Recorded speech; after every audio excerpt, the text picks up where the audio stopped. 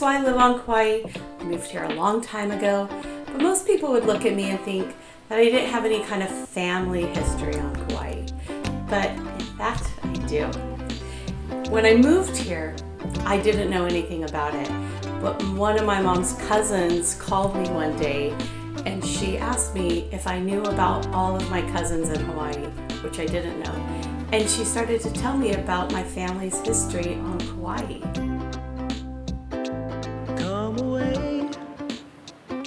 Come away with Annie to Kauai. Life is short. Buy the beach house, live there. In 1862, my great uncle, William Edward Herbert Deverell, came to Hawaii with his brother George on behalf of Queen Victoria. Most of this information I'm getting from the Garden Isle, who's written several articles about him. The Bishop Museum also has a bunch of articles and photos of him. My mom's cousin, who called me to tell me all about it, has his journal. So I've kind of compiled this from a couple of locations. And they were bringing christening gifts for Prince Albert on the behalf of Queen Victoria.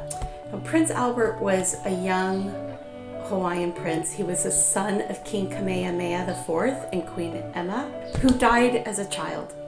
And when they arrived in Hawaii in 1862, the prince was actually very ill. He only lived for about another week, and then he passed away. My ancestor William and his brother, they presented the gifts to his mother, Queen Emma. Surprise, surprise, they decided instead of going back to England, they were gonna stay in the tropical paradise of Hawaii. William's brother George died pretty soon after of tuberculosis. But William stayed on Oahu for a little while. He worked at Kahala Ranch as a photographer, and then he moved to Kauai and lived in Honolulu. So he married Sarah Fredenberg, who it's recorded was a part Hawaiian woman.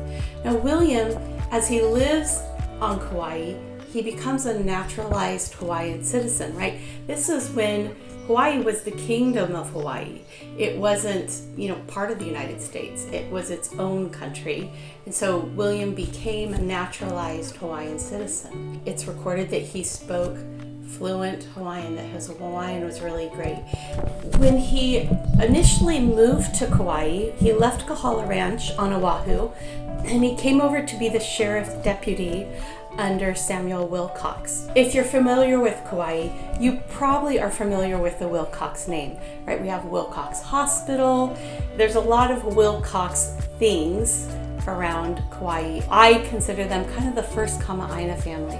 I'm sure there's others that could contend for that title as well. But William came over to work as the deputy sheriff for Samuel Wilcox. He did a lot of other things. One theme that holds true still in my family is we are all very hard workers, and that was not different with William. He and his wife Sarah owned and operated a hotel in Honolulu called the Honolulu Hotel, and the Garden Isle says that they charged $3 a room for a night and board, which was probably very expensive back then. But can you imagine? You could stay at a hotel on Honolulu Bay for $3 a night. That's pretty good. That was before TAT and GET tax. So it was probably a real $3. They'd cook for you, they'd clean for you.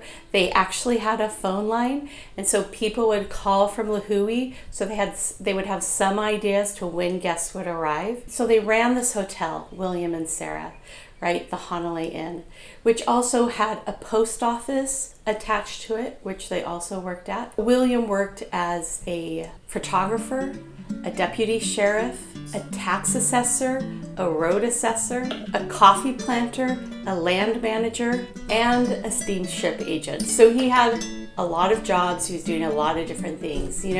This was back when you had to do so much for yourself, right? You couldn't go and buy your coffee. It sounds like you probably needed to grow your coffee. And there was quite a bit of coffee that was grown at that time in the Honolulu Valley or nearby. William did meet Queen Liliuokalani in his journal, and what a nice meeting or visit it was. I'll quote him. Her Majesty arrived a little before 12, and so far all has gone nicely. The ball came off fine and lasted until 12 o'clock when the royal band played Hawaii Pono. It must have been quite the celebration when she came to Kauai. I believe she stayed at the Hanalei Inn. If you're familiar with the Green Church in Hanalei, there's a handful of graves near it, and he has one of those graves there. I think he must have been a very religious person, since really there's like 6 to 8 graves there, maybe a few more, but not very many. He also came on behalf of the Queen of England with a christening gift, which makes me think he also was religious. A few years ago, a house on Hanalei Bay that his daughter had owned came on the market. I was able to see it. And when you opened the front door from the inside the house and looked out, you looked directly onto the Green Chapel. So just a couple of those things together made me think, religion was a big part of their family. Because they stayed and worked so hard in Hanalei, apparent dedication to learning the language and the customs and the cultures, it makes me think this really was their home. They really loved it. It's helped me connect even on a deeper level. I didn't know this would happen when I moved here, right? I didn't know anything about this part of my family history. Sometimes when there's a celebration, people will give you a lei. When that happens, I'll often go down and place that lei on William's grave. It's something that's kind of special to me. If you'd like to know more about Kauai history or anything about Kauai, put what you'd like to know in the comments below.